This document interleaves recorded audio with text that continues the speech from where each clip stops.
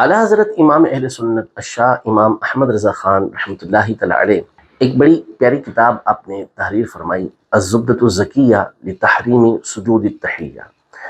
یہ کتاب کس موضوع پر ہے؟ پہلے مسئلے کو سمجھ لیں۔ وہ یہ ہے کہ اللہ تبارک و تعالی کے علاوہ کسی اور کو سجدہ کرنا، اس کی دو صورتیں ہوتی ہیں۔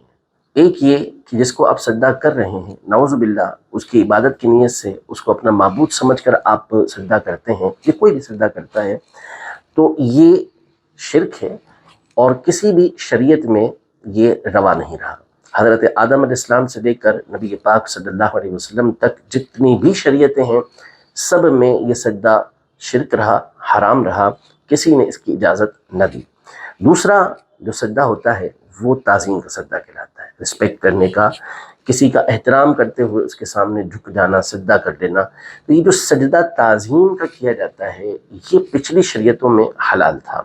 حضرت آدم علیہ السلام کو فرشتوں نے سجدہ کیا، یوسف علیہ السلام کو ان کے بھائیوں نے سجدہ کیا، لیکن نبی پاک صلی اللہ تعالیٰ علیہ وسلم کی شریعت میں آپ علیہ السلام نے اس سجدے کو حرام قرار دیا۔ لہذا سجدہ ہماری شریعت میں صرف اور صرف اللہ تبارک و تعالیٰ کو روا ہے۔ عبادت کا سجدہ ہمیشہ اللہ کے لیے، تعظیم کا سجدہ پچھلی شریعتوں میں جائز، ہماری شریعتوں میں یہ بھی حرام۔ اور امام اہل سنت الشاہ امام احمد رضا خان رحمۃ اللہ تعالی علیہ، آپ نے اسی موضوع کو ثابت کرنے کے لیے اور اس پر دلائل دینے کے لیے پوری کتاب تحریر فرمائی، جس کا نام ہے الزبدۃ الزکیہ لتحریم سجود التحیہ۔ لہذا اہل سنت کا جو موقف ہے وہ بالکل واضح ہے اس اعتبار سے کہ اللہ کے علاوہ کسی اور کو سجدہ نہیں کر سکتے۔ اب اگر کوئی شخص جھوٹ بولتے ہوئے ہمارے اوپر بالخصوص امام اہل سنت پر اس طرح کی کوئی تہمت لگاتا ہے تو وہ خائن ہے، وہ جھوٹا ہے۔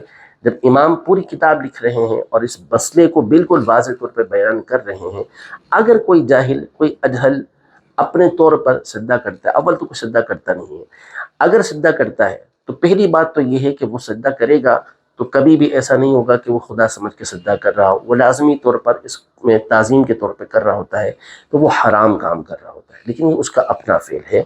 اس سے اہل سنت کے نظریات اور عقائد کے اوپر کوئی حرف نہیں آتا۔ اس کا یہ فعل اسی طرح غلط ہے جیسا کہ ایک مسلمان کہلانے والا، اسلامی تعلیمات کو ماننے والا، اسلامی تعلیمات کے خلاف اگر کوئی کام کر رہا ہوتا ہے، کسی کو دھوکہ دے رہا ہوتا ہے، چیٹنگ کر رہا ہوتا ہے، جھوٹ بول رہا ہوتا ہے، تو یہ اس کا اپنا فعل ہے، نہ کہ اسلامی تعلیمات میں کسی طرح کی کوئی کمی ہے۔ اللہ پاک ہمیں خائنوں سے محفوظ فرمائے۔